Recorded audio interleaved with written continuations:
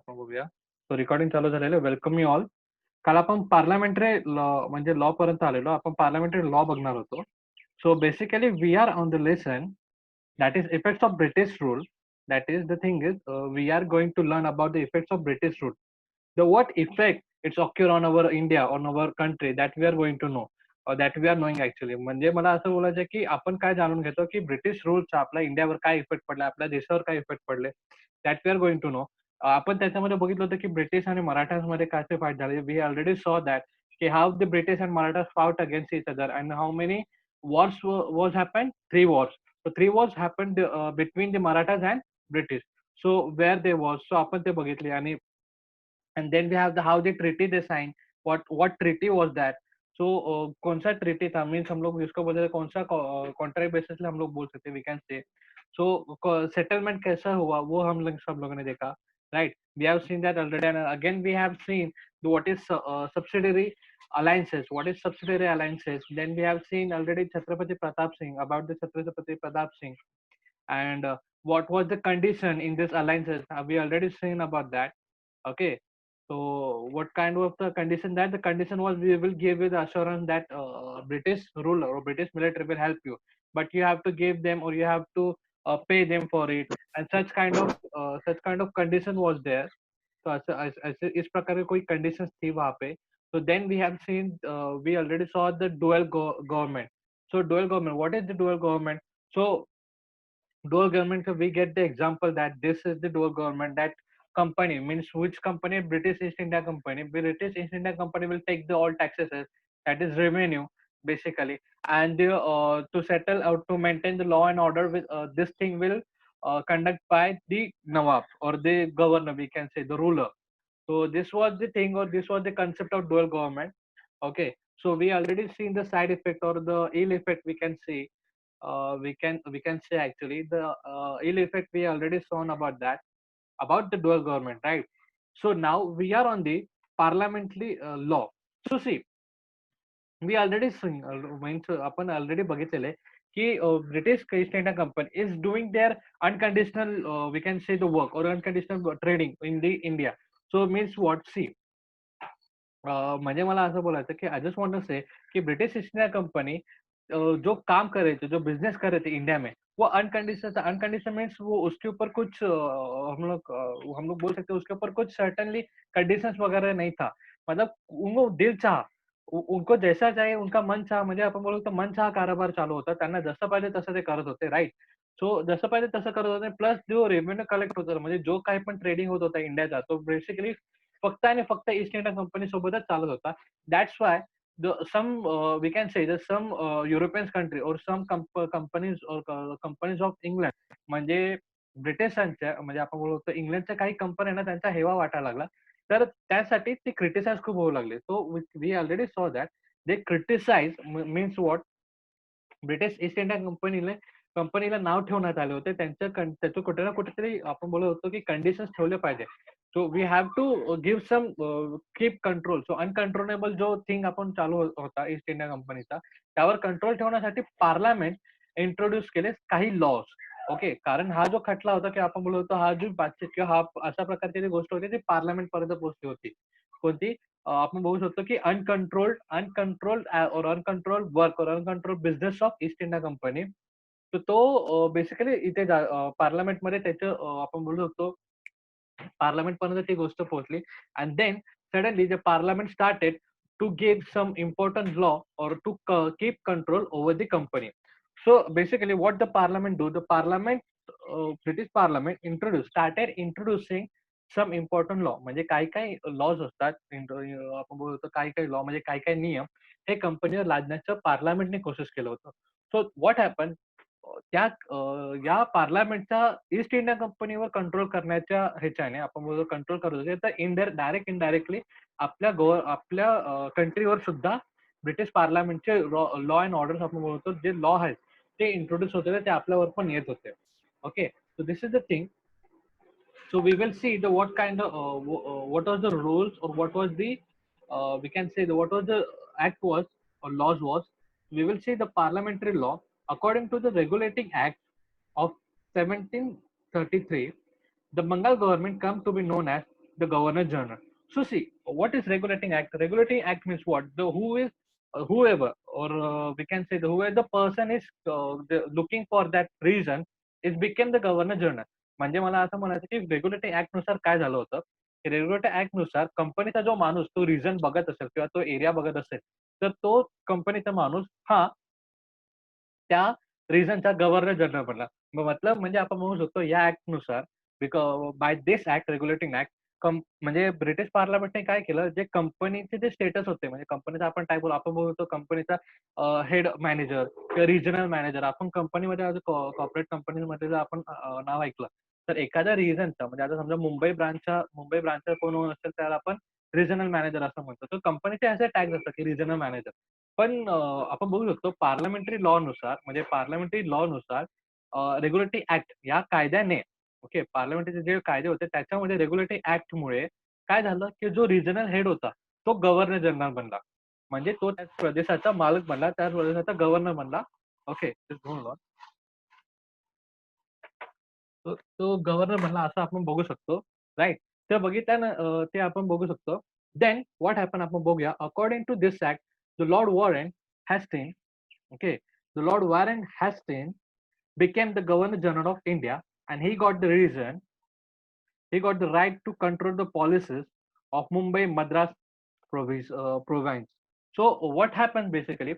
So the Lord Warren Hastings ह्यांना हे काय झाले गव्हर्नर जनरल झाले इंडियाचे ओके आणि त्यांच्या हातात मुंबई आणि मद्रास जो आपण आता आजच्या डेटमध्ये आपण ज्याला चेन्नई म्हणतो तो रिजन त्यांच्या हातात आला तर त्या हाताचे जे पॉलिसीज म्हणजे काय पण त्यांचा कारभार असेल तर ते बघत असत okay so this is what we can see a committee of the 4 member was set up to assist him आणि त्यांच्यासोबत 4 जण ती कमिटी त्यांना मदत करण्यासाठी दिली होती राईट जसं आपण आताही बघतो की आपले जर सीएम वगैरे असतील किंवा आमदार वगैरे असतील तर त्यांना हेल्प करण्यासाठी काही कमिटी असते राईट तशाच प्रकारे त्यांना पण म्हणजे गव्हर्नर जनरल आपण 4 लोकांची एक कमिटी त्यांना देण्यात आली होती त्यांना असिस्ट करण्यासाठी म्हणजे त्यांना मदत करण्यासाठी कारभारासाठी then in 1784 Pitt's India act was pass so what is Pitt's India act आपण बघूया so the act provided that appointed the parliamentary board to control to better regulation of management affairs of East India Company in India. So what was the act? The act provided the appointed the parliament board, sorry, permanent board to control for better regulation. म्हणजे त्यांनी काय केलं त्या act नुसार एक board म्हणजे एक अशी समिती बसवण्यात आली we can say the committee एक कमिटी अशी एस्टॅब्लिश करण्यात आली जी कंपनीच्या म्हणजे ईस्ट इंडिया कंपनीच्या आपण ईस्ट इंडिया कंपनीचे जे रेग्युलेशन्स असतील जे बोर्डचं म्हणजे ईस्ट इंडिया कंपनीचे रेग्युलेशन मॅनेजमेंट अफेअर त्यांच्या बेसिकली त्यांचा कारभार बघायचं काम करणार ओके सो या ऍक्टनुसार म्हणजे कोणता पिक इंडिया ऍक्ट हा ऍक्ट तुम्ही लक्षात ठेवा कारण या ऍक्टच्या पुढे खूप या ऍक्टनुसार काय काय झालं समोर कारण समोर होणाऱ्या गोष्टी या ऍक्टला कन्सिडर करून आपण बघू शकतो then we have the next thing that is in 1813 then 1833 then 1853 new laws were passed by the parliament make certain changes in the working of the company so बघा याच ऍक्ट मध्ये पहिले हा बनला होता 1784 ला 1784 ला काय झालं होतं ह्या ऍक्टनी या ऍक्टनुसार एक कमिटी आपण बोलू शकतो दिस कमिटी आपण बोलू शकतो किंवा एक बोर्ड डिपार्टमेंट किंवा परमनंट कमिटी होते ओके ती परमनंट कमिटी अशी बसवण्यात आली होती जी ईस्ट इंडिया कंपनीच्या कामकाजावर किंवा त्याच्या कारभारावर लक्ष देणारी त्याच्यावर कंट्रोल करणारी ओके त्याच्यानंतर त्याच ऍक्ट मध्ये म्हणजे याचं कंट्रोल करण्याचे जे आपण बोलू शकतो हद वगैरे हद म्हणजे आपण आता स्टार्टिंगला वी कॅन से कंट्रोल करायचे काम करत होते देन 1813 आणि 1833 1853 ला त्या लॉज मध्ये चेंजेस करण्यात आले किंवा new laws were passed by the parliament to make the certain changes working of the company तर कंपनीचं कामकाज कसा चालेल त्याच्यासाठी काही नियम नव्याने बनवण्यात आले so in this way they are involved in indirect control of the British government on the administration of East India Company. So अशाद्वारे जसं मी तुम्हाला बोललो की अशा प्रकारे काय झालं की ईस्ट इंडिया कंपनीच्या ऍडमिनिस्ट्रेशन म्हणजे ईस्ट इंडिया कंपनीचा आपण बोलतो बोर्ड म्हणजे जे नियमावली आहे की आपण बोलतो एखाद्या कंपनीचा बोर्ड ऑफ डायरेक्टर कोण असतो की त्या कंपनीचा मालक असतो किंवा कंपनीचे जे अधिकारी असतात मेन मुख्य कार्यकारी अधिकारी तर त्यांना आपण बोलवतो तर ते जे होते त्यांच्यावरती कंट्रोल कोणाचं होतं पार्लमेंटचं तर आपण बघतो direct indirectly British East India कंपनीवर कोणाचा अधिकार आला, कोणाचा आपण बोलतो एक हक्क जो एक अधिकारच बोलू शकतो, बराच शब्द आहे. एक कोणाचा अधिकार आला इनडायरेक्ट और कंट्रोल द ब्रिटिश पार्लमेंट म्हणजे संसदेचा. म्हणजे त्या गव्हर्नमेंटचा या कंपनीवर इनडायरेक्टली एक कंट्रोल आला. सो तो कंट्रोल हळू-हळू आपल्यावर कसा आला ते आपण बघूया. म्हणजे डायरेक्ट इनडायरेक्टली जसं त्यांच्यावरती कंट्रोल आला तसाच आपल्यावरही कंट्रोल आला. Because company was in India. That's why. So with the emergence of British rule, a new administration system got developed in India. Okay. So काही काही नियमामध्ये म्हणजे काही आपण अतिआवश्यक नियमांमध्ये आपण म्हणू शकतो. काही सिस्टम म्हणजे आपली जी सिस्टम चालू होती, राइट? म्हणजे ब्रिटिश ईस्ट इंडिया कंपनीच्या सिस्टममध्ये काही चेंजेस करण्यात आले होते. That is civil servant, military, police, force, judiciary system. Judiciary system म्हणजे न्यायालय. सिव्हिल सर्व्हंट म्हणजे आपण जसं बघू शकतो, की एक अधिकारी, मुख्य कार्यकारी अधिकारी म्हणजे लोकांची सेवा करणारे आपण बघू शकतो सिव्हिल सर्व्हिस जे लोकांचा कारभार बघणारे, राइट? सो मिलिटरी आपल्याला सगळ्यांना माहिती आहे, की काय आहे म्हणून. तो म्हणजे फौज.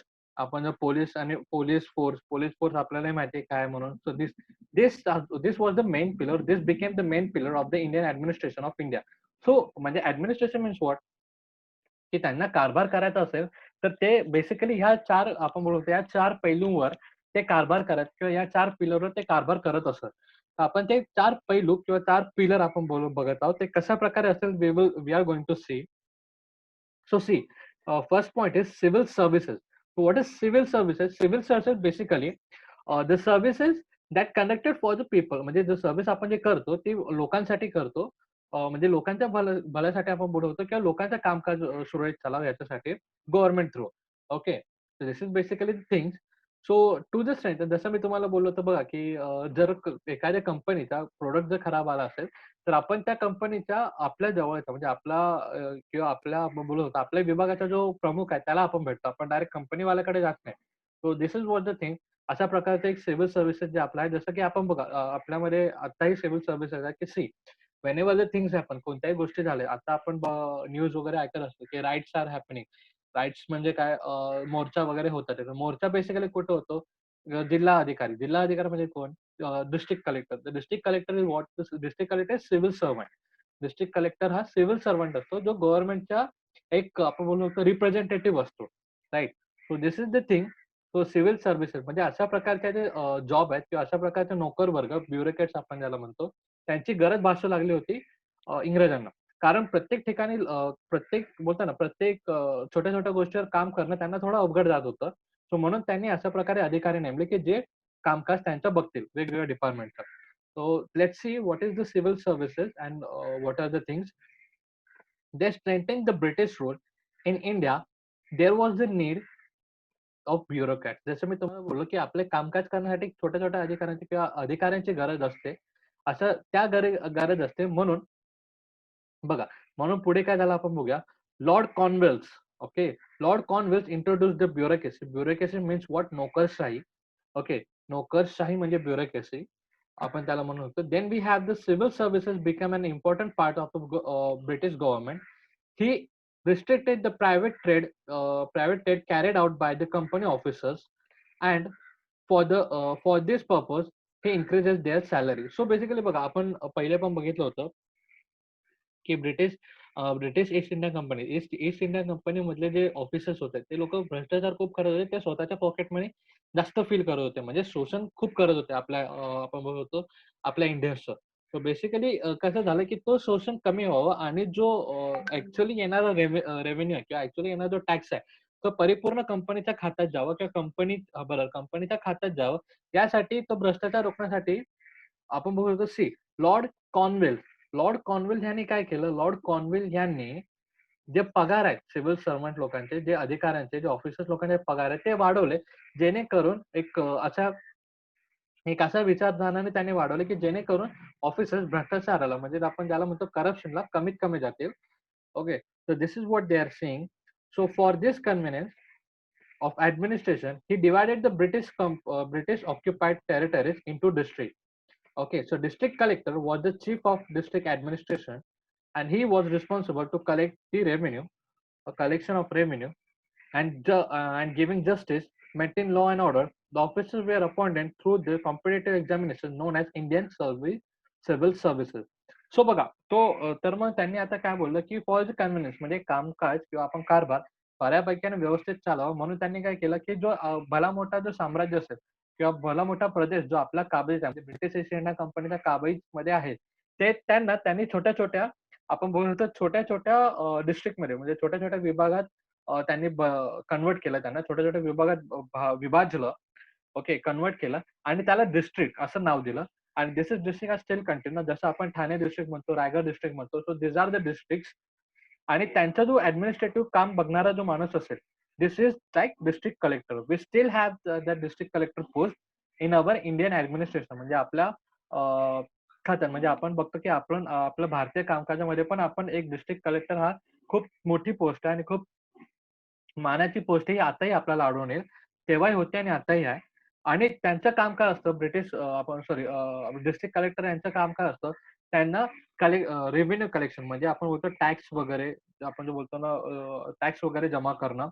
त्याच्यानंतर लोकांमध्ये काही तंटा वगैरे असेल किंवा त्यांना न्याय देणं, गिव्हिंग जस्टिस बेसिकली किंवा कोणी काही चुकीच्या गोष्टी केली असेल तर त्यानुसार त्यांना दंड देणं किंवा त्यांच्यासोबत न्याय केलं. Then maintaining law and order म्हणजे त्या शहरामध्ये किंवा त्या रिजनमध्ये एक शांततापूर्ण एक वातावरण तयार करणं. सो अशा प्रकारचे जे काम आहेत ते आपल्या कलेक्टर म्हणजे डिस्ट्रिक्ट कलेक्टर यांचे असतात. आणि हे ऑफिसर्स कशाप्रकारे अपॉइंट होतात, हाऊ दे अपॉइंट ॲक्चुअली म्हणजे त्यांना म्हणजे आपल्याला बघा कोणतेही ऑफिसर्स नेमण्याचे असेल तर त्याची ती पात्रता ओळखण्यासाठी इंडियन सिव्हिल सर्व्हिसेस ही एक्झाम होते. एक्झाम होती, पहिली होती, आताही आहे. So this exam is conducted.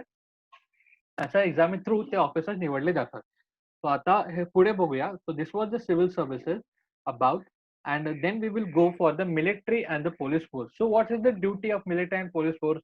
So what is the difference? Basically, we will see. So the duty of military was to safeguard the British occupied region in India and acquiring the new territories and break down the any revolts against the British in India.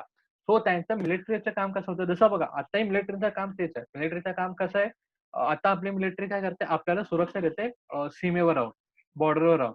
तशाच प्रकारचे काम पहिलेही ब्रिटिशचे military करायचे, की ते काय करायचे की safeguard. So what is the thing? This was the safeguard of British occupied region. Safeguard means what ते सुरक्षा देणार. ओके, आपला जे रिजन आहे त्या रिजनला सुरक्षा देणार. दुसरं काम त्यांचं अजून एक होतं, की अक्वायरिंग न्यू टेरिटरीज म्हणजे नवीन-नवीन प्रदेश काबीज करणं. नवीन-नवीन प्रदेशावर हमला करून किंवा नवीन प्रदेशावर लढाई देऊन ते नवीन प्रदेश आपल्यामध्ये काबीज करून घेणं. तिसरं काम असं होतं, की जर म्हणजे त्यांनी मिळवलेल्या प्रदेशामध्ये आता समजा त्यांनी महाराष्ट्र रिजन जर त्यांनी पकडलं तर महाराष्ट्रामध्ये जर दंगे वगैरे म्हणजे ब्रिटिश ईस्ट इंडिया कंपनीच्या विरोधात काही लढा होत असेल किंवा उभा राहत असेल, तर त्यांच्यासाठी पण लढणं हे मिलिटरीचे काम होते. मिलिटरीचे काम ब्रिटिश राज्यात 3 होते. पहिले एक सेफगार्ड म्हणजे त्यांनी ऑक्युपाईड केलेला जो रिजन आहे त्यांना एक सुरक्षा देणे. सेकंड थिंग इज नवीन रिजन ऑक्युपाईड करणे म्हणजे नवीन रिजनला एक्वायर करणे म्हणजे नवीन रिजनला हस्तगत करणे. अँड थर्ड काम वॉज और आपण बोलू शकतो थर्ड वर्क वॉज की जर कोणते रिव्होल्ट्स म्हणजे कोणते दंगे वगैरे किंवा कोणी लढा देत असेल आतल्या आत, ओके, आतल्या रिजनमध्ये अंतर्गत लढा आपण त्याला म्हणतो. तर त्या लढ्यांना मोडून काढण्याचंही काम मिलिटरी यांचं होतं. सो आणि पोलीस फोर्सचं काय होतं to maintain the law and order in the country was the duty of police force. म्हणजे बेसिकली कोणी म्हणजे जेव्हा मिलिटरी कामाला असते तर शहरामध्ये आपण बघू शकतो शहरामध्ये दंगे वगैरे होणे आणि जे law and order government through pass झाले ते एस्टॅब्लिश ते आपण बोलू शकतो त्याची अंमलबजावणी करणे. जसं बघा, आता चालू आहे की आपल्याकडे टाळेबंदी चालू आहे, राइट? तो लॉकडाऊन चालू आहे. तर टाळेबंदी मीन्स व्हॉट? की आपल्याला बाहेर कुठं फिरता आलं नाही पाहिजे. कर्फ्यूज वगैरे या कंडिशन्समध्ये काय होतं, की बाहेर फिरता नाही आलं. तर त्यांच्यावरती कंट्रोल करण्यासाठी कोण असतात? पोलीस असतात. देअर इज नॉट मिलिटरी येऊन उभी नाही राहत प्रत्येक ठिकाणी. तर पोलीस येतात. तर पोलिसांचं हे काम असतं, की गव्हर्नमेंटनी दिलेले लॉ अँड ऑर्डर्स जे काही लॉ गव्हर्नमेंट पास करतं किंवा जे काही आदेश गव्हर्नमेंट देतो त्यांची अंमलबजावणी करण्याचं काम पोलीस करतात. राइट. सो आपण पुढे बघूया. This was the military and the police. आता पुढे बघूया judiciary system. Judicial system basically judicial. तो ज्युडिशियल म्हणजे आपलं सॉरी न्यायालय. न्यायालय आपण बोलतो न्यायदा. न्यायालय आपण बोलू शकतो. So the British established the new judicial system in India on the basis of judicial system in England. Okay. So आपण बघू शकतो, की ब्रिटिशांनी काय केलं होतं म्हणजे British East India company through काय झालं होतं, की इंडियामध्ये अशी ज्ञान व्यवस्था स्थापित करण्यात आली होती, की जी बेस होता ब्रिटिश ज्ञान व्यवस्थेवर. Okay. And every district has the civil and criminal code. So what is civil and criminal code? आपण बोलतो एक फौजदारी कोर्ट आणि एक नॉर्मल म्हणजे सिव्हिल सिव्हिल कोर्टमध्ये जे आपण बोलू शकतो नॉर्मल कारभार चालतो. नॉर्मल कारभार म्हणजे काही घरेलू घरेलू भांडण किंवा समजा अशा प्रकारचे जे घरेलू भांडण किंवा छोटे-मोठे जे आपण बोलू शकतो गोष्टी असतील, ते सिव्हिल कोर्टमध्ये सॉल्व्ह होणार आणि क्रिमिनल कोर्टमध्ये जर कोणी खून केलं किंवा काही आपण बोलतो राजद्रोही केलं, तर अशा प्रकारचे काही जे आपण बोलतो गुन्हे आहेत, ते क्रिमिनल कोर्ट्समध्ये त्यांचा खटला चालतो. So these are the things we can say the difference between the two courts आणि प्रत्येक तालुक्यामध्ये हे 2 कोर्ट असणार. To solve the local cases म्हणजे लोकल केसेस सॉल्व्ह करण्यासाठी for reconsideration of judgement the high court was establish. So त्यांचं आता आपण बघतो आता पण आपल्याकडे हायकोर्ट्स आहेत. तो हायकोर्ट्स जो पहिले कसा डिस्ट्रिक्ट कोर्ट असतो त्याच्यावरती हायकोर्ट असतो आणि आता सध्या इंडियामध्ये सुप्रीम कोर्ट हे सर्वात मोठं कोर्ट हे पण आहे. सो तेव्हा पण तसंच होतं, की राइट बघा आपण बघू शकतो, की इथे काय लिहिलंय every district has the civil and the criminal court म्हणजे प्रत्येक जिल्ह्यामध्ये हे 2 कोर्ट असणार. हे 2 कोर्टला जर आपल्याला त्यांचे जर बघू शकतो त्यांचा आदेश किंवा त्यांनी केलेला फैसला हा अमान्य असेल, तर आपल्याला त्याच्यावरती रिकन्सिडरेशन करण्यासाठी म्हणजे आपण तोच खटला आपण हायकोर्टमध्ये सुद्धा नेऊ शकतो. हायकोर्टमध्ये नेल्यानंतर काय होणार, जर हायकोर्टने जो फैसला सुनावला, तो अंतिम फैसला असेल. जसा आता आपल्याकडे सुप्रीम कोर्टने जो फैसला फिरवला, तो अंतिम फैसला असतो. So this is like that, की तेव्हा हायकोर्ट असायचा, जो अंतिम फैसला सुनवेल, तो अंतिम फैसला अनाउन्स करायचा. त्यांना राईट्स होते. So we will see the next thing that is equality before law. So what does that mean? Equality before law म्हणजे न्यायापुढे सर्व समान. ओके. इक्वालिटी बिफोर लॉ ह्याचा अर्थ न्यायापुढे म्हणजे न्यायालयापुढे म्हणजे कोर्टासमोर सगळेजण समान असतील. ना अमीर, गरीब, उच्च-तुच्च, जाती-पाती काहीच नाही. सगळे समान असतील. सगळे मनुष्य असतील. So this is the thing they are saying.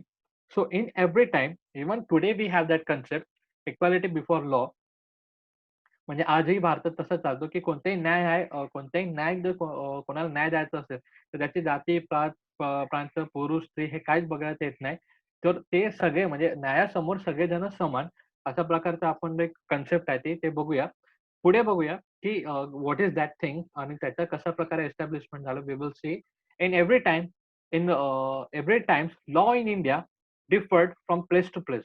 In early time sorry every time नाही. इन अर्ली टाईम लॉ का बघा पहिल्या काळी कसं व्हायचं, की वेगवेगळ्या राजांनी प्रदेश हे केलेलं असतं. काय प्रदेश आपण हस्तगत केलेले असतात. तर वेगवेगळ्या राजांच्या वेगवेगळी सजा किंवा कोणता आपण बघू शकतो कोणत्या राजा चोरी करण्यासाठी कारावास देईल, तर कोणता राजा चोरी करण्यासाठी डायरेक्ट फाशी देऊ शकतो. तर अशा प्रकारचे वेगवेगळे कन्सेप्ट आणि वेगवेगळे आपण बोलू शकतो पनिशमेंट्स वगैरे होते आणि वेगवेगळे न्याय बेसिकली होते. And there was the differences in judgment of the basic of casteism under the leadership of Lord. So ही एक लाईन दुसरं कन्सिडर करते. तो आपण ह्याच्यापर्यंत बघूया. सो तशा प्रकारे प्लस ते बोलतात आहे, की पहिले आपल्याकडे असं चाललं, की जाती विभाजनी न्याय चालायचे. म्हणजे जर उच्च जाती असेल त्याला कमी शिक्षा अशा प्रकारचे थोडे गोष्टी ते बोलत आहेत. Okay. So under the leadership of Lord Macaulay a committee was set up to create the code of law. So under the leadership, तर लॉर्ड मॅकॉले यांच्या लीडरशिप खाली एक कमिटी अशा प्रकारे सेटअप करण्यात आली, जी लॉ म्हणजे न्यायाबद्दल ते आपल्याला सांगतील, सेटअप करतील किंवा ते क्रिएट द कोड्स म्हणजे न्याय कसा असावा, अशा प्रकारचे जे धोरण आहेत ते सेटअप करतील. And then the Indian penal code that is we called is IPC, Indian penal code, was enforced all over the British India with the British principle of equality before law.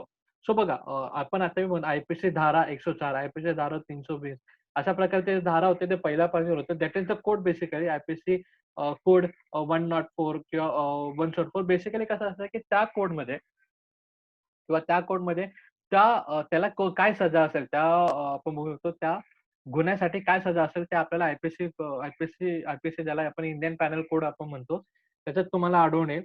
तर ते एक establish करण्यात आलं, ते enforce करण्यात आलं होतं. On the basis on the principle of equality before law, म्हणजे न्यायासमोर सगळेच समान या धोरणेने ते पॅनल कोड आपण ज्याला बोलू शकतो की जे सजा वगैरे आहेत ते इंट्रोड्यूस करण्यात आलं, इम्पोज करण्यात आलं होतं. But there was a some defect in it. So defect means काय होतं ते आपण बघूया. पण त्याच्यावर एक काहीतरी गोष्टी एक आपण म्हणतो काहीतरी चुकीचं होतं. So what was that? We will see. There were the separate code and different law for the Europeans. म्हणजे ब्रिटिशांनी जर त्यांना ब्रिटिशांनी जर तो गुन्हा केला असेल तर त्यांच्यासाठी दुसरा लॉ, त्यांच्यासाठी दुसरा कोड, अशा प्रकारचे विभाजने झाली होती. So new laws were different to understand by the common people. So आणि नवीन-नवीन जे लॉज निघायचे ते आपल्या कॉमन पीपलला समजत नसायचे. So legal cases became the expensive affair for the community and the case remaining pending the year for law years together. So basically त्यांना काय म्हणायचे की अशा प्रकारचे जसं आपण बघू शकतो की डिस्ट्रिक्ट लेव्हलला जे म्हणजे त्यांचे 2 कोर्ट होते. एक युरोपियनसाठी वेगळे कोर्ट आणि इंडियनसाठी वेगळे कोर्ट. तो त्यांच्यासाठी जो लॉ एस्टॅब्लिश करायचे 2-4 म्हणजे जो इंट्रोड्यूस करायचे लॉ, ते वेगवेगळे असायचे. तर ते सामान्य माणसाला ते कळायचे नाही, की एक्झॅक्टली म्हणजे कोणता लॉ कशासाठी आणि कोणता लॉ कशासाठी हे आपल्याला कळायचं नाही. तो ते न कळल्यामुळे काय व्हायचं, की हे हे जे प्रोसेस होती म्हणजे legal cases became too expensive आणि ती खर्चिक असायचं खूप आणि प्लस म्हणजे आपले सामान्य माणूस होते त्यांच्यासाठी खूप खर्चिक होते आणि तसंच ते खूप वर्षानुवर्ष पेंडिंग राहायचे. वर्षानुवर्ष ते खटले चालतच राहायचे. So this is what they R saying the defect of this defect of that judiciary system आपण बघूया. और द इक्वालिटी ऑफ लॉ म्हणजे त्यांच्या ज्या प्रिन्सिपलमध्ये होतो. So we will see the economic policy of the British. आपण बघूया की नेक्स्ट इकॉनॉमिक पॉलिसीज म्हणजे आपण आर्थिकरित्या what the plan was there of the Britishers. We will see for the economical things. So since the ancient time, there was the invasion of India, where invasion in India, many invaders settled in India and were absorbed the Indian culture. So this what they are saying. Even they ruled here, they never made any changes in the basis of Indian economical system. But the British was the expectation. Sorry, exception. Expectation not sorry, my mistake. Exception. So basically ते काय म्हणतात ते बघा की आपला भारत होता तो पुरातन टाइम पासून एक समृद्ध देश होता आणि आपल्या भारत देशावर खूप राज्यकर्ते आले. त्यांनी राज्य केलं आणि त्यांनी म्हणजे आपण बघू शकतो आपलं जे कल्चर आहे, त्याला कल्चरला ते अब्झॉर्ब करायचं म्हणजे कल्चरला शोषण करायचा ट्राय केलं. परंतु त्यांनी काही बेसिक रूल्स जे होते, बेसिक रूल्स म्हणजे ते आपलं नॉर्मल जे बेसिक रूल असतात ते त्यांनी चेंज नाही केले. ते काय केले, की ते बेसिक रूल ते तसेच राहू दिले. फक्त ब्रिटिशर्स वेअर द एक्सेप्शन. तर मी तुम्हाला ह्यांचं एक एक्झाम्पल देतो बघा. मुघल लोक आले त्यांनी आपला म्हणजे आपला भारताचं शोषण तर केलं, बट ते गेले नाही वापस. ते शोषण करून ते इथेच राहिले आणि ते इथलेच बनले. राइट. सो भले आपण जर मुघलचा इतिहास जर आपण बघायला गेलो, so Mughals they come from the other countries, but they stays here and they settle down here. म्हणजे ते इथेच आले आणि इथेच राहिले. ते कुठेही गेले नाही. पण British were the exception. So British म्हणजे त्यांच्यामध्ये काय डिफरन्सेस होते ते आपण बघूया. त्याच्यासाठी ते आपण बघूया. The Indian modern nation, England was the modern nation. So due to the industrial revolution, the capitalism economy, the capital was prevailed, and hence they included inculcate, in, inculcate, inculcate an economical system in India, which was the conducive to economical system in England. So due to this, the Britishers gained economical benefits, but the India started forcing economical exploitation. So what does that mean? So basically what they are saying. So England हा एक basically एक समृद्ध देश होता, मग एक modern देश होता. समृद्ध देश आपला भारत होता, तो एक मॉडर्न देश होता. त्यांच्यामुळे आपण बघितलं की काही काही रिव्हॉल्युशनरी थिंग म्हणजे काही काही संकल्पना नवीन आल्या होत्या. त्यांच्यामध्ये इंडस्ट्रियल थिंग्स नवीन आले होते. सो त्यांनी काय केलं की भारतामध्ये ती जी सिस्टम होती म्हणजे आता समजा की त्यांच्यामध्ये कंपनीज आहे. आता बेसिकली त्यांच्या कंपनीला लागणारा कच्चा माल अशा प्रकारच्या जे गोष्टी असतात, कच्चा माल ते इंडियामधून मिळवत असतात. So basically what they are saying, see I'll tell you again. So, but okay, let's say the England was the modern nation, and due to the industrial revolution, capitalist economic. So आपल्याला बघितलं की capital economic एक system तिथे आली होती. So कॅपिटली इकॉनॉमिकला आपण बघू शकतो, की म्हणजे तिथल्या इकॉनॉमिक्सला म्हणजे ब्रिटिशांच्या इकॉनॉमिक्सला पुरेसा असा म्हणजे त्यांना एक सपोर्ट करणारा म्हणजे ब्रिटिश इकॉनॉमिकला सपोर्ट करणारा इकॉनॉमिक म्हणून ते भारताला तसं ते डेव्हलप करत होते. भारताला ते तशा प्रकारे बनवत होते. म्हणजे बेसिकली आपण अंडरस्टँड करायचं बोललो तर सिंपल आहे, की त्यांना लागणारा कच्चा माल हा भारतापासून मिळवायचा अशा प्रकारचे त्यांचे धोरणं होते आणि अशा प्रकारच्या धोरणामुळे त्यांचं म्हणजे so due to this the Britishers gain the economical benefit म्हणजे अशा प्रकारच्या धोरणामुळे त्यांना तर ब्रिटिशांना तर फायदा होत होता. पण आपले जे इंडिया होते, तर India started facing economical exploration म्हणजे त्यांना खूप नफा होत होता, त्यांचं शोषण होत होतं बेसिकली. तो आपण जसं म्हणतो, की इंग्रजांनी आपलं शोषण केलं, इंग्रजांनी आपलं शोषण केलं, तर कशाप्रकारे केलं? त्यांनी बेसिकली काय केलं, की इंग्लंडमध्ये होणाऱ्या कामकाजाला म्हणजे आपण बोलतो इंग्लंडमध्ये लागणाऱ्या प्रत्येक कामकाजाला लागणारा कच्चा माल किंवा आपण बोलू शकतो त्याला रॉ मटेरियल हा आपल्या भारताकडून ते निर्मित करत असतं. भारतामधून ते बनवत असत आणि त्यांना आपल्या सर कच्चा माल म्हणजे ब्लॅक मटेरियल काय? रॉ मटेरियल ना कच्चा माल आता बघ बेसिकली तुला सांगतो कच्चा माल म्हणजे कसं, की आपल्याला आता टेबल बनवायचा आहे. बरोबर. बेसिकली टेबल बनवायचं आहे. टेबलला लागणारा कच्चा माल म्हणजे काय लाकूड. Okay. So this is raw material आपण त्याला म्हणतो. रॉ मटेरियल आपण त्याला म्हणतो. आता समजा आपल्याला हे बघा आता पेन बनवायचं आहे. तर पेनला बेसिकली सर्वात पहिले काय लागेल? प्लास्टिक लागेल ज्याला आपल्याला अ, क आपण त्याला शेपमध्ये कन्व्हर्ट करू शकतो, right? So this is the thing. त्याला आपण कच्चा माल असं म्हणतो, की आता म्हणजे कोणतीही वस्तू बनवण्यासाठीचा बेसिक वस्तू जी असेल त्याला कच्चा माल आपण बोलवतो. जसं मी तुम्हाला सांगितलं टेबल आहे, खुर्ची आहे. टेबल, खुर्ची. आता आपण बघा आपल्याला लोखंडाची खुर्ची असेल, तर त्याला लागणारा कच्चा माल काय असेल? लोखंड. So this is the thing. जो बेसिकली ज्याच्यापासून जो बनवला जातो, की त्याला असं आपण म्हणतो. प्लस आपण बोलतो, की कॉटन आहे किंवा आपल्याला कपडा बनवायचा. आपण टी-शर्ट वगैरे, शर्ट वगैरे घालतो, राइट? त्या टी-शर्ट, शर्टला लागणारा कच्चा माल म्हणजे काय? धागा म्हणजेच आपण ज्याला म्हणतो, की सुती कपडा किंवा कपडा, धागा आपण ज्याला म्हणतो, की तो झाला कच्चा माल. So this is the thing. आणि त्या कच्च्या मालचा प्रोसेस करून आपण बनवतो तो प्रॉडक्ट आणि प्रॉडक्ट म्हणजेच कपडा. तो एक तुम्हाला एक एक्झाम्पल दिलं. तो क्लिअर झालं? कोणी विचारलं होतं? अंजली तू विचारली होती ना? हॅलो. सर मी विचारलेलं. अच्छा, अच्छा. कळालं तुला बेटा, की कच्चा माल म्हणजे बेसिकली कशाला म्हणतात? Yes sir. Okay, good. So अशा प्रकारचं त्यांनी शोषण करायचं स्टार्ट केलं होतं. म्हणजे बेसिकली त्यांनी काय केलं होतं, की जसं मी तुम्हाला सांगतो ब्रिटिश इकॉनॉमीला जे युजफुल म्हणजे जे गरजेचे आहेत. आता सपोज तिथं मशीन बनतात. ओके, एक एक्झाम्पल. तिथं मशीन आपण बघू तिथं मशीन बनतात. तर मशीनला लागणारा जो कच्चा माल म्हणजे लोखंड वगैरे जे आहे, ते कुठून मिळवणार? भारताकडून. भारताकडून स्वस्त दरामध्ये मिळवणार. तिथं थोड्या महाग दरामध्ये विकणार. म्हणजे बेसिकली कसं व्हायचं आधीच आपला देश समृद्ध होता. तर आपले जे प्रॉडक्ट होते त्यांना आपण बघू शकतो ग्लोबली एक चांगला वर्चस्व होता. सो अशा प्रकारे बघू शकतो, की ते तिकडे जाऊन तो सामान विकायचे व जास्त किमतीत आणि आपल्याकडून कमी किमतीत घ्यायचे. तर त्याच्यामुळे फायदा ब्रिटिशांचा की आपण बोलतो ब्रिटिश ईस्ट इंडिया कंपनीचा फायदा खूप व्हायचा. बट आपले जे लोकं होते म्हणजे भारतीय यांचं शोषण होत चाललं. तर त्यालाच आपण म्हणतो भारतीय शोषण. So this is what they R saying economical exploitation. तो हा वर्ड त्यांनी यूज केलाय. ओके. सो आता आपला तर लेक्चर इथे संपत आलाय. आपण उद्या बघूया लँड रेव्हेन्यू पॉलिसीज आणि पुढचेच काही भाग आपण बघूया. Let's see. सो आपला जो लेंथ आहे त्याचा तो बऱ्यापैकी आहे. बट हो, उद्या होऊन जाईल. No problem.